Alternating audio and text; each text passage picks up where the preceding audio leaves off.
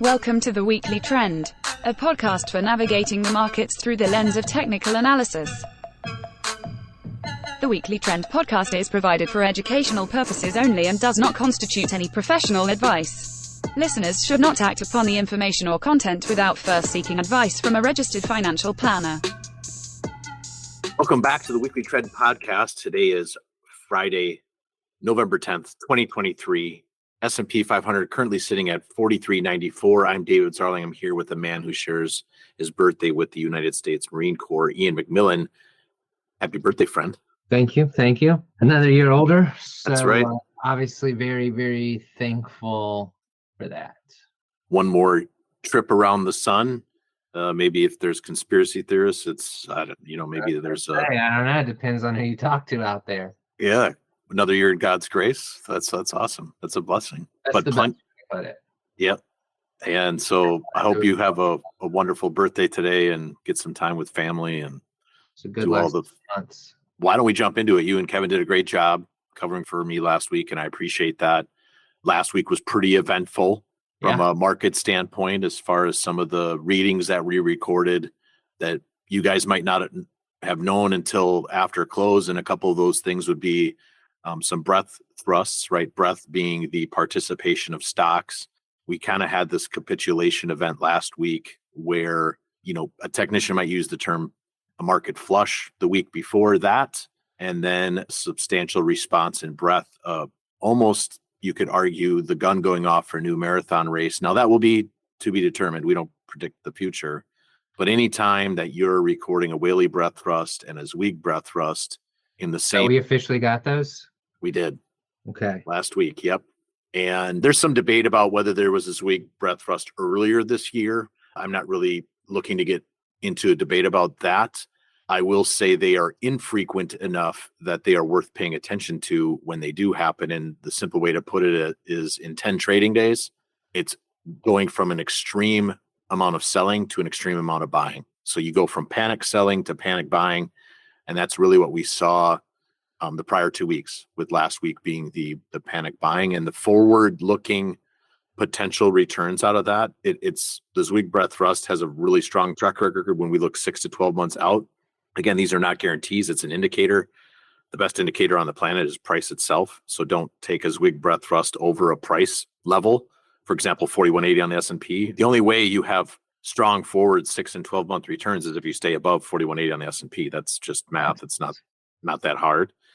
But it's 100% accurate each time it's been recorded, as far as being 100% of the time we move higher, and 6 to 12 months out, positive returns, and some of them substantial. It's again substantial. Yes. I just want to highlight again, it's not a guarantee. That's not why we use these tools. But we knew going into last week, the prior episode that we were on together, we described it as a rubber band that was stretched, and it's either going to snap back to rest, or it's going to break in half. And for the time being, it appears that this rubber band is quickly coming back to rest. And we need to see further confirmation of that. 1 week is not a trend. But so far, where we're at on Friday, November 10th. Yeah. Sideways for most of the week. And then so far, good, especially after yesterday. Yesterday, probably got a little pickle antsy. A lot of bearish engulfing candles out there. You and Kevin did a good job highlighting the volume weighted average price, the VWAP from the highs going back to January 22, and that's where we bounced off of end of last week going into this week. What's interesting is yesterday's move went and touched the volume weighted average price from the July highs in the S&P using something like SPY. Mm-hmm. We touched that and responded to it. A good technician, Brian Shannon, would say that would be the first step in a VWAP handoff.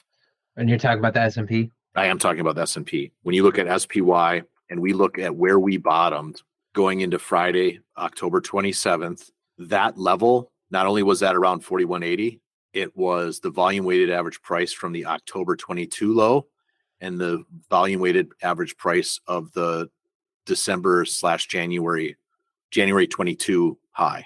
We moved very quickly, recorded those two thrusts, the one corrective day this week, right? Because everybody and their mother, although I didn't get a call from my mom about 8 days in a row or whatever it was of the S&P being positive, which I understand is a rare event, but markets do rare things consistently. But then talking about the volume weighted average price from the July high, that's what we touched yesterday. That would be an important start to hold that along with 4180 and the 200-day moving average. I did, thinking back on this, right? I did get a text from someone, I think it was October 25th or 26th, Okay. about the market getting crushed. Maybe that should have been something I took more into consideration. But hey, here we are. Like you said, back up above 4180, back up above the 200-day moving average, back up above the August 2022 highs at 4,300. So, yeah, I mean, right back to where we were on October 11th. Right. All of that, and 30 days later, look where we are. Yep. And that's using something like the S&P 500. I know we talk about that index a lot on this show. There's also other indices, though. We could talk Nasdaq 100, which it has some pretty strong overlap with the S&P 500 as far as from a weighting perspective. So it makes sense that it matches. But this is a market of stocks, right? This is not just the S&P 500. What about the Russell 2000? What are we seeing? We talked about S&P and Russell, for the most part, being sideways for the week after the big weeks they had last week. And so, pretty healthy. Russell, on the other hand, gave back quite a bit last week's. I mean, I would say at least 50. I've got a 61.8 retracement. So there you go.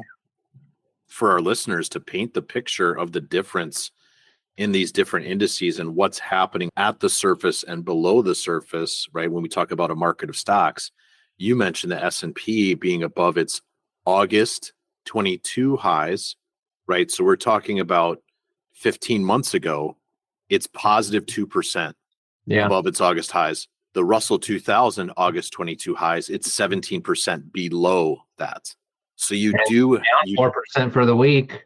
Right. And you do have this, what we, I think in previous conversations, we called this a thin bull. Maybe some people remember that biblical account of Joseph and his dreams and the 7 years of great times and the 7 years of famine. And there's those fat calves and those thin calves. And that's what I'm thinking about with this bull that's been going on since October. It's very thin.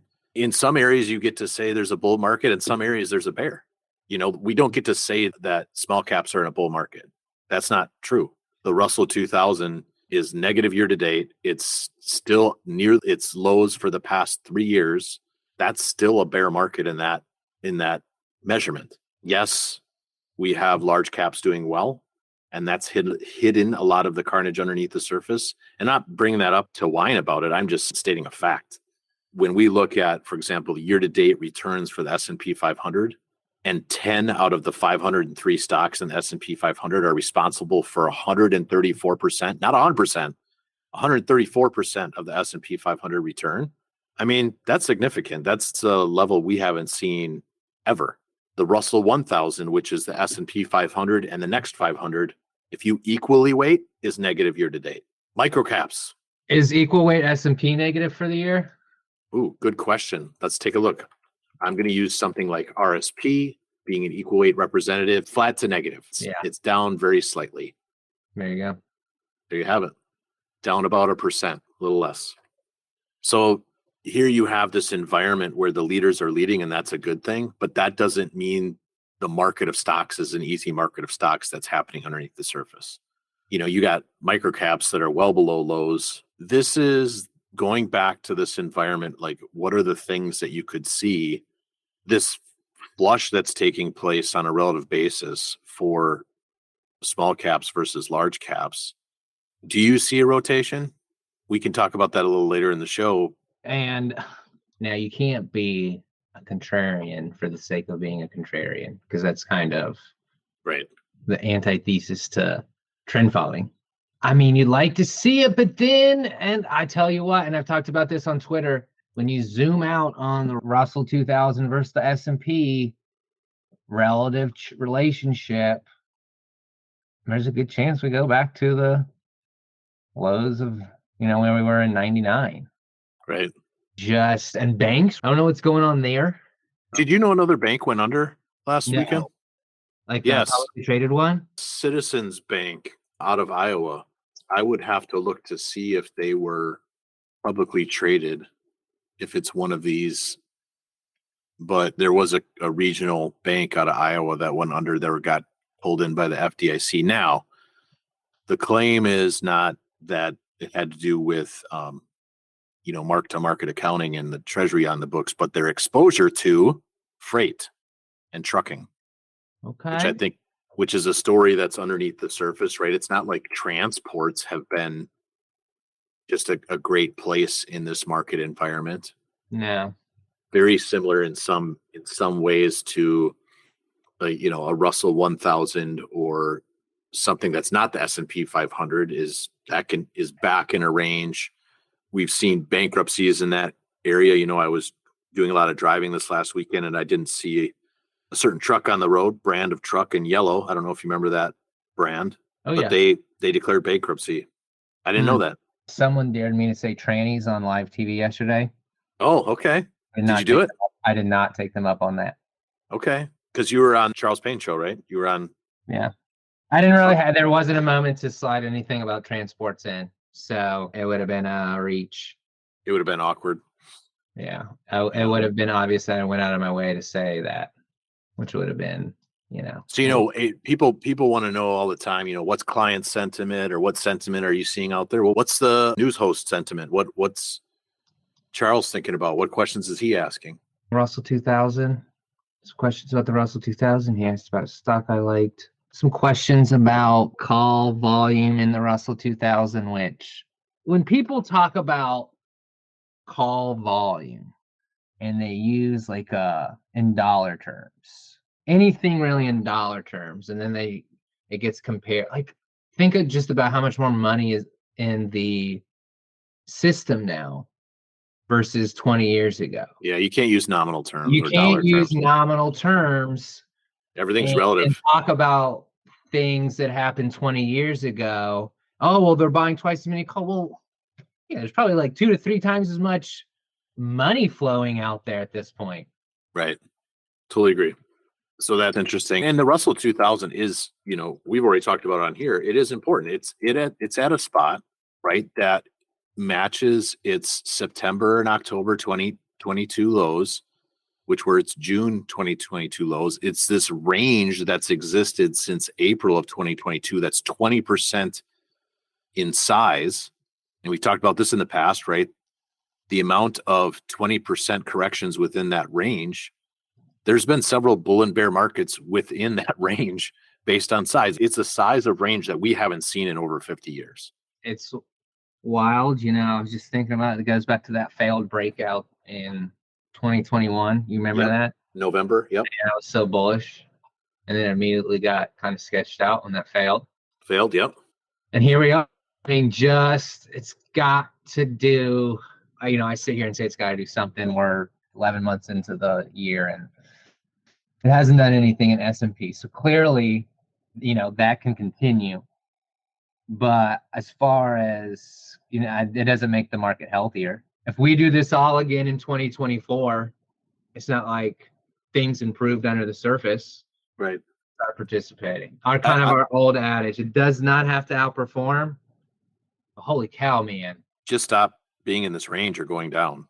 Yeah, find some buyers. Get a marketing team. Get out there, door-to-door salesman, something. Find some buyers. Yeah, I was walking around Kansas City trying to find buyers. Dig in your couch cushions. Yep. Everybody get out there. Well, and doesn't the Russell 2000 fit the old adage of if they don't scare you out, they wear you out?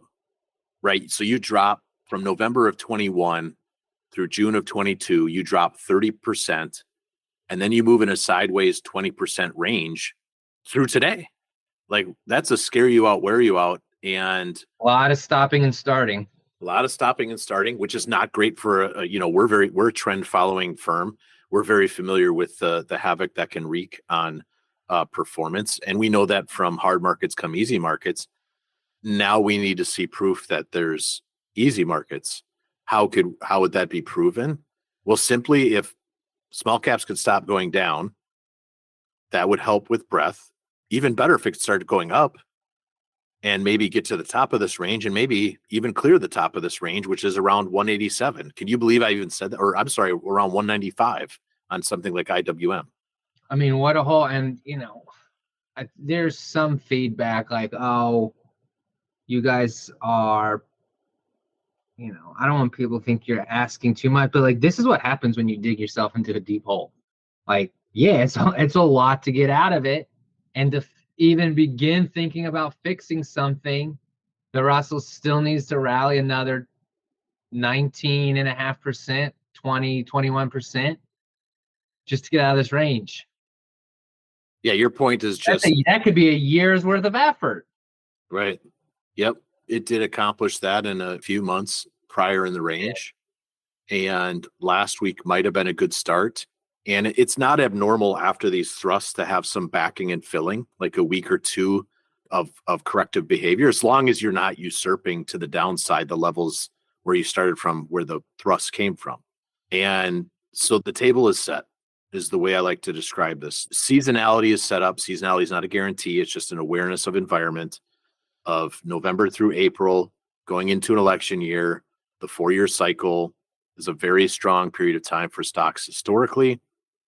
Now, the clue would be if IWM is breaking down, if small caps are breaking down below 165, if we're back with a 5-day moving average below a 200-day moving average, if we're below 4180 on something like the S&P 500, that would be a huge clue that we're not in season, and that Mr. Market came and blew up the party, and the table's going to be trashed. There's going to be cups and plates broken, because the table that was set last week for good things to happen from that point forward got smashed based on price.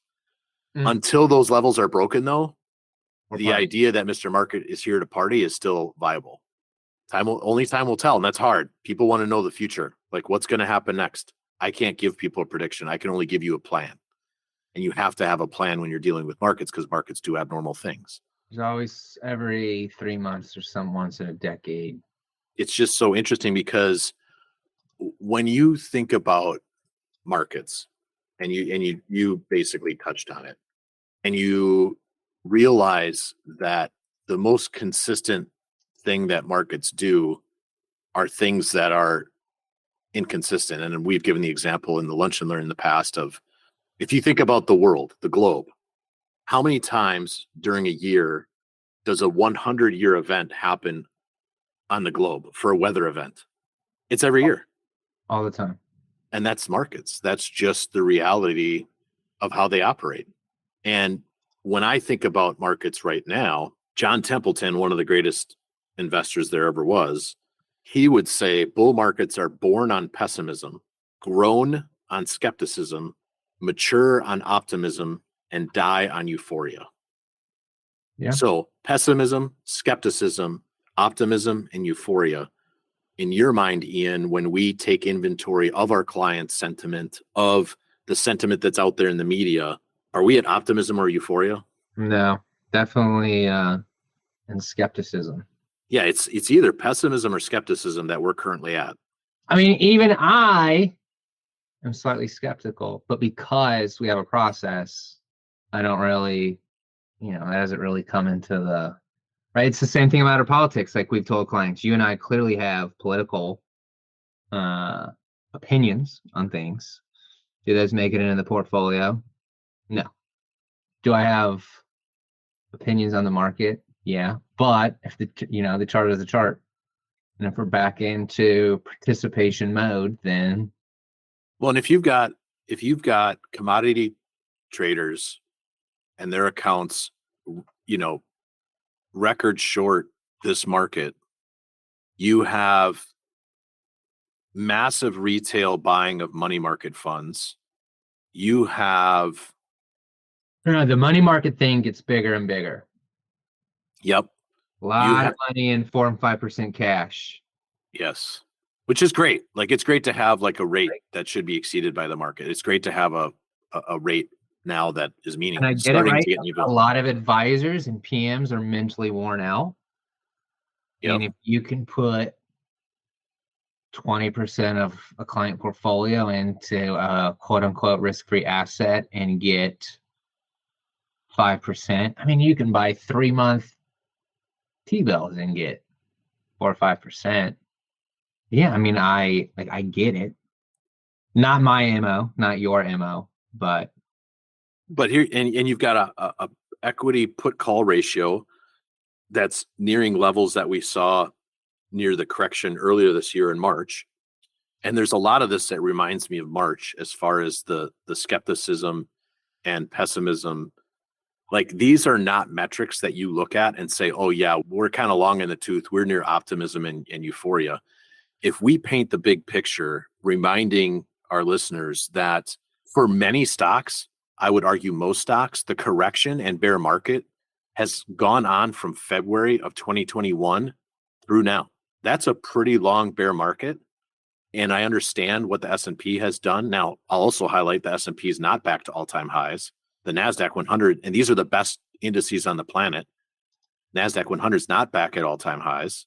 There's room there in addition to underneath the surface. Sorry, say that again. Not even at year-to-date highs. Right.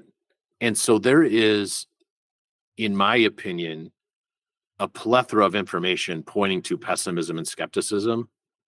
And we've been going on, what is that, 2.5 years?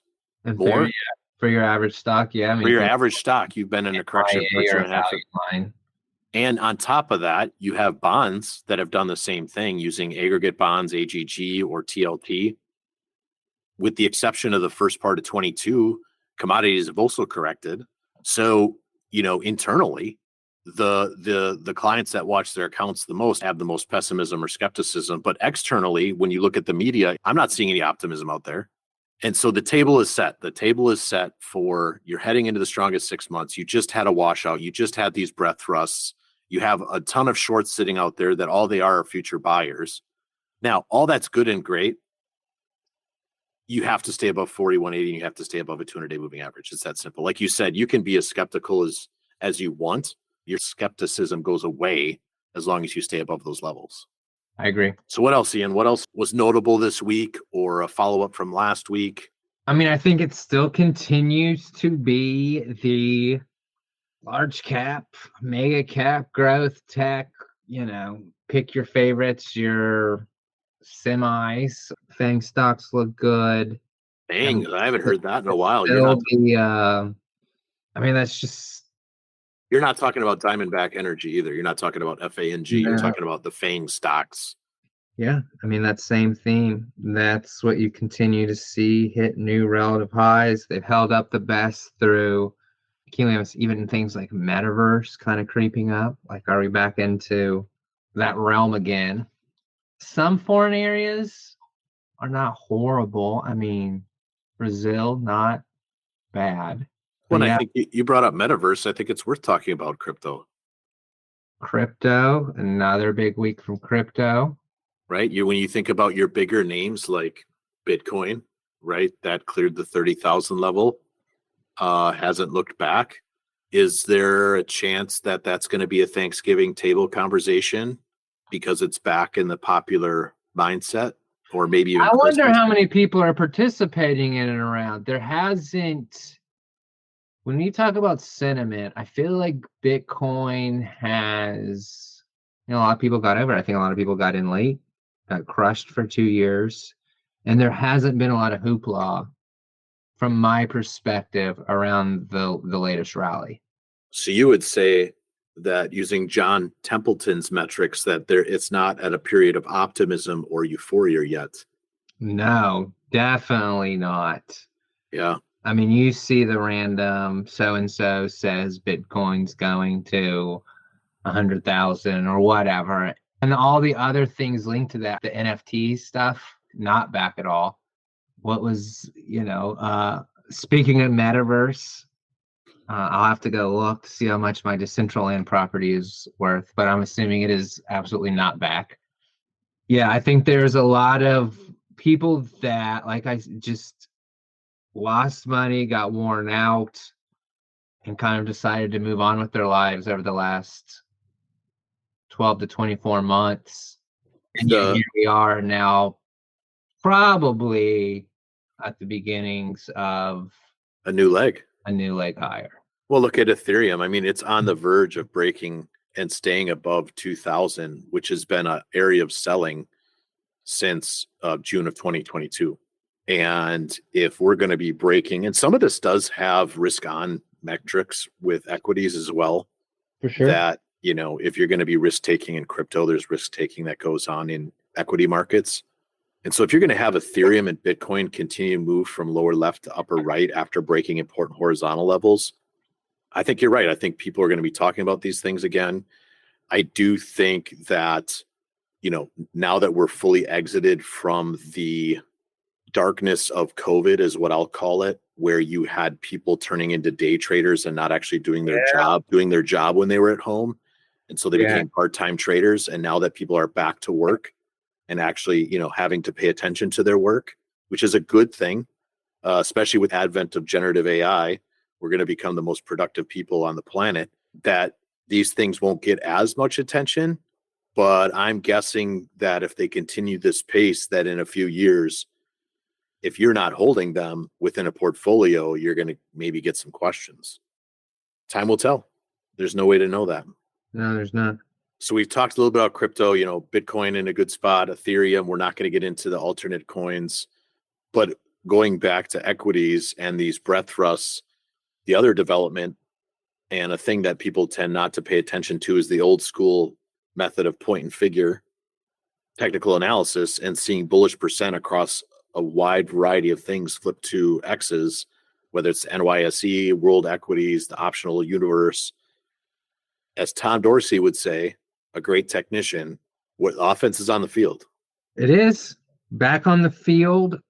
No punting yet. Did not punt this week.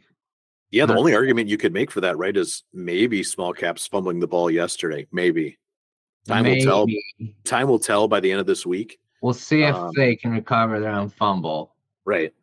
But yeah, it was quick. It looked bad, and we got an interception. And the offense it's back, and we'll see what they do. They have they've got seasonality. We've got home field advantage right now. Yep. Should be a good year, good time of the year to buy stocks. The leaders are leading, like all the things that we know are overweight to drive indices higher. Tech, things like that, they're working. And like we said earlier in the podcast, what does that mean for small caps? I don't know. Small caps, they just got their own issues that they need to spend some time on. Yeah, the tiny I don't know if it's therapy. I don't know what it is. I think they need to get a job. They got to get one of those uptrending jobs, where you actually have more demand than supply. That's what those stocks need to do, is get their stuff together. I got one kid who's getting their doctorate, and I got another kid who's playing video games on the couch, and I need him to do something. Get him out of the basement. Yeah. We need IWM out of the basement, out of this 165 to 170 level. And we'll see. I mean, that level is just so important. And it doesn't have to happen. We've watched this range now for 18 months and the S&P move higher. That's fine if we want to continue to get narrow. Just remember, it works the other way too, though, because when and if the Big 10, or whether you want to call it the enormous 8, Elite 8, Magnificent 7, I don't care. I like that. If those things are going to roll over, they might hide strength underneath the surface. Can you have a flat S&P flat and the Russell up 25%? You could. Good. Bank's got to do it. I mean, we got to do it though. Like, you got to see it show up on a chart. We don't. We can talk about spreads and, look how much values underperform growth. Or, I saw one recently about yields and bank stocks. Huge spread. Obviously, right, makes sense. And for a big part of, most of my career, bank stocks were all about at least on a relative basis, what yields were doing. Makes sense. We've gotten our spike in yields and interest rates over the past 1 to 2 years, and banks just flounder around like a fish out of water. Yeah. So does that come back? I get it. I see the spread. We all get it. We've all seen the data, as you know, same with foreign versus US, right? We've all seen it. But until that relative chart line starts moving upwards, you can pick a billion bottoms. You got to see it. Yeah. You got to see it happen. Well, and to your point, right? If small caps were to move to the high point of their range for the last greater than 12 months, that would be about a 17 or 18% move. You know, if on a relative basis, it were to get IWM versus S&P were to get back to the breakdown level, which is near 0.0418, that's about an 8 to 9% relative move.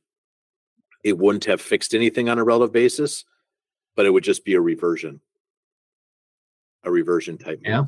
And you're bringing up financials because I believe it's one of the top weightings in small caps. I believe it's 1 or 2. That's important for them to do well.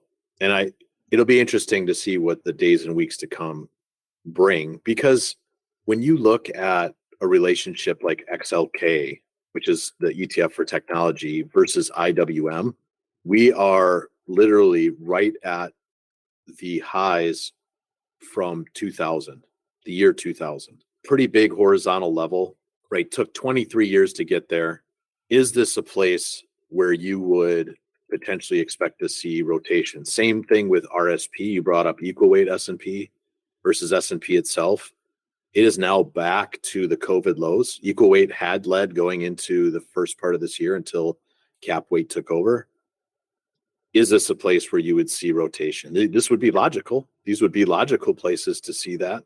Or I know our old friend Pratty shared a chart of the Nasdaq 100 versus small caps IWM. You talk about the Fibonacci thing? Yeah, right near the 1.618 extension for QQQ versus small caps. So there's things here where, like, if you were to see rotation, this would be a logical place. This being within the next few weeks that you would see this rotation into small caps versus large caps. Time will tell. It's not a prediction. I mean, trends are trends. Large caps have been carrying us higher all year. I don't know why that needs to be any different. You mentioned semiconductors. What else are we seeing out of leadership? What are some other areas of interest for our listeners that might be worth paying attention to? Well, I know you talked about momentum.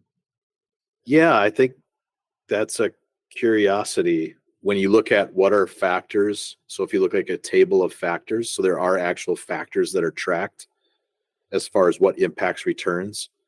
Momentum is consistently in the top 3. It's why we believe in momentum. Relative strength is also high in that.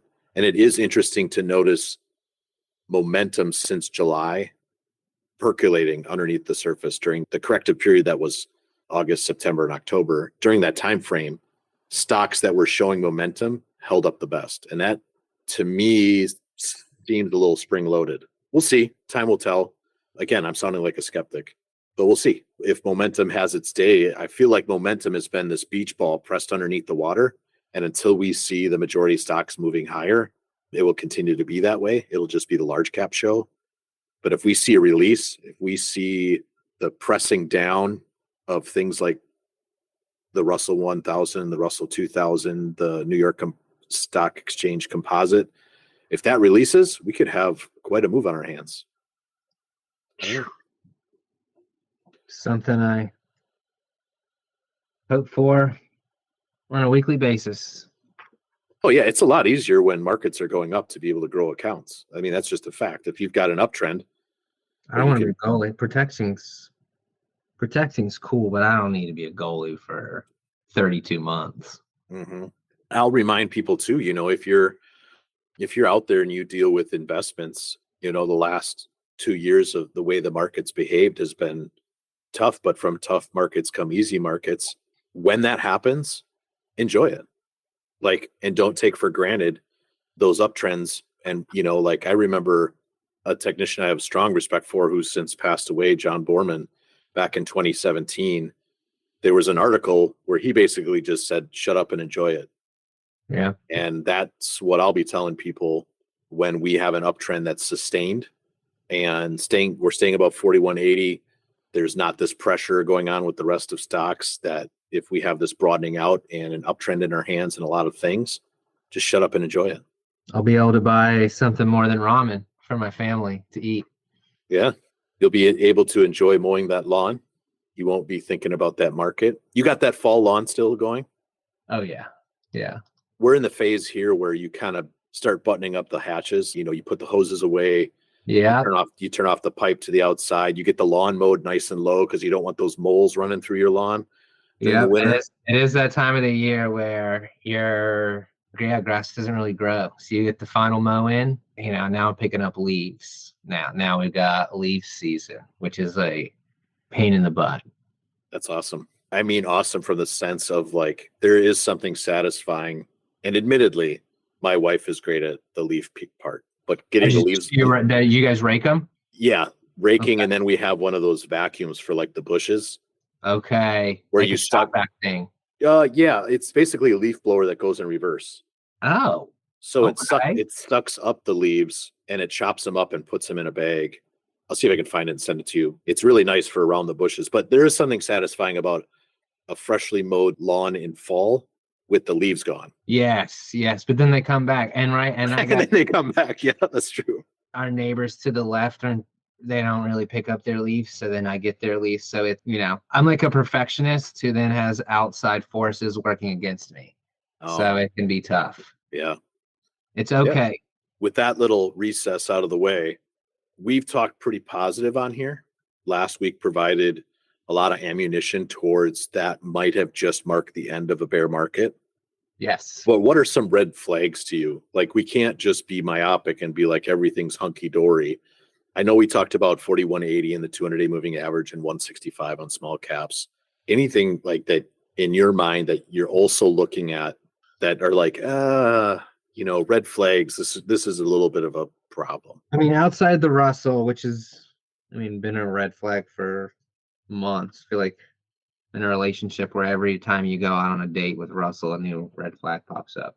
And you're like, why are we even hanging out with this guy? We're not. We don't have no exposure to Russell, but a lot of people want to see the dollar breakdown, right? It's supposed to be a big tailwind.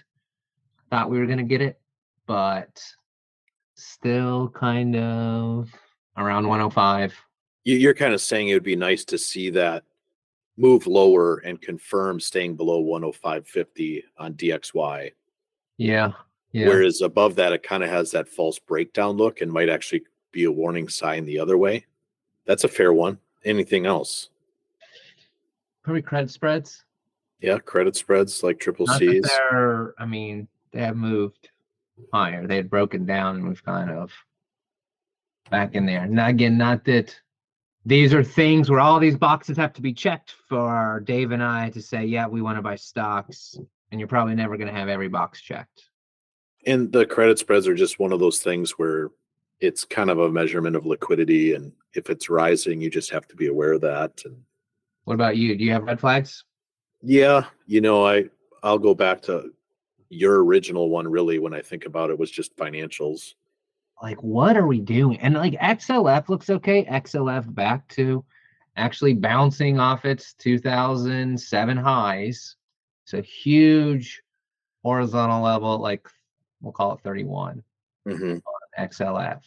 But yeah, banks. And even the big ones, like if you look at BKX, the Nasdaq Bank Index, you've got yourself a double bottom potential near 72, 73 with a bullish RSI divergence. Is this a spot where we see banks rebound? I'd like to see it. It's a prove me market for banks, in my opinion. On a relative basis, you also have a massive RSI divergence using BKX versus S&P, and you have this false breakdown look from last week. Now this week, kind of giving some of that back. It kind of goes back to what you were saying about small caps. Like, yeah, they fall into that category. Like, just don't go lower and we'll be fine. I don't know. I feel like I'm just watching like fifth grade boys basketball, which I've coached. I'm allowed to say this. I'm not making fun of fifth grade boys. I've spent many time, but you're like, dude, just stop turning the ball. Like, right. Didn't we practice this? Yeah. JC Pratt makes a good point that small caps, by definition, are the smallest and the least important stocks, right? And we've learned that with the opposite end of the spectrum, the S&P and the Nasdaq this year. So again, it goes back to Russell doesn't have to be up 50% for the S&P to carry on. I mean, it's clearly a risk sentiment. Yeah, it's just a broadening out. The broader a base, the better the market health is. Like when I was talking about that Joseph's dreams of the fat cows versus the thin cows. Well, no one likes to see the rib cage of the animal that's supposed to feed you. Like same thing in a market. Like it's not like a thin market is always skating on thin ice. I don't know why I just married the visual of a cow wearing ice skates, but I did. Oh, this is good. I actually had a reference to Genesis on my bingo card for today. Did you? Yeah, so I'm marking that one off.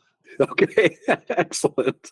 If we have a broadening out in participation, when you think about since the lows in October for something like the S&P, that's not what's happened with a lot of other stocks. And to see those now participate during this potential 6-month window would be an appreciated characteristic to see. Now, we haven't even really talked bonds. I know in a previous episode, maybe 2 or 3 weeks ago, we talked about the TIP versus IEF relationship, which is a way of measuring inflation. And we had broken above an important horizontal level. And we've since pulled back since mid-October back into this horizontal level in the relationship. And this would be one way to gauge inflation. Maybe this is pulling back in. It's to be determined whether this is just a retest in the relationship, meaning testing this horizontal and then we move higher, or if it's a failed breakout and inflation is falling. A lot of that will be dictated by oil. What are we seeing out of oil? Well, happiness. If you're someone who frequents the pump, the big horizontal level was, I'll say, 82-ish, 83. We were there for most of August and October. But now I'm back below a 200-day. I'm going to say it's a flat 200-day, but $75 a barrel. So. Well, and isn't some of this, not to get too fundamental, but a matter of rate of change? For example, like if interest rates don't necessarily have to scream lower, but as long as they could stabilize, or like gasoline prices or oil prices, they don't have to, while we're asking for trends in equities, if we could have trendlessness in input costs, such as the cost of money, like interest rates or energy, if you can have a sideways range in that, that is highly beneficial to other markets. It'd be nice. It'd be nice if for the consumer. Yep, for the consumer to just stabilize and for other companies. Anything else, Ian, that you'd like to cover before we wrap up this podcast? I don't have anything. Okay. You got birthday plans? USC Vanderbilt game tomorrow. Ooh, okay. Yep. Got to get to see your man for our. I went to the USC UNC game in Charlotte to open the season. Left a bitter taste in my mouth, but we are, because I'm a glutton, absolute glutton for punishment. We're gonna make the trek down to Columbia tomorrow to watch some football. You know what though? You get to probably enjoy. I should be careful. I don't think he's injured, but Spencer Rattler. Yes, we'll see Spencer. It'll be good. It's an afternoon game, so that works out well for the family. Night game's hard to do. Should be a good one. Yeah, no, that's awesome. And then, of course, we have our Veterans Day recognition this weekend. And we want to say thank you to all those who serve this great country on our behalf, right? Putting your life in danger so that we can live in freedom. And we thank the families as well that also give those great sacrifices. So thank you very much to our veterans out there. Watched a lot of Band of Brothers lately. Yeah. Very different watching it at 36 versus 12. Yeah. No, there's very different. The sacrifices that our armed servicemen and women, it's truly tremendous. They never stop being disciplined. They never stop caring. They never stop sacrificing. And arguably, it's why we're the greatest country on the planet. And so we thank all our veterans for their sacrifice with your time, your family, and for those that have gone before you. So thank you, guys. Have a great weekend, everyone.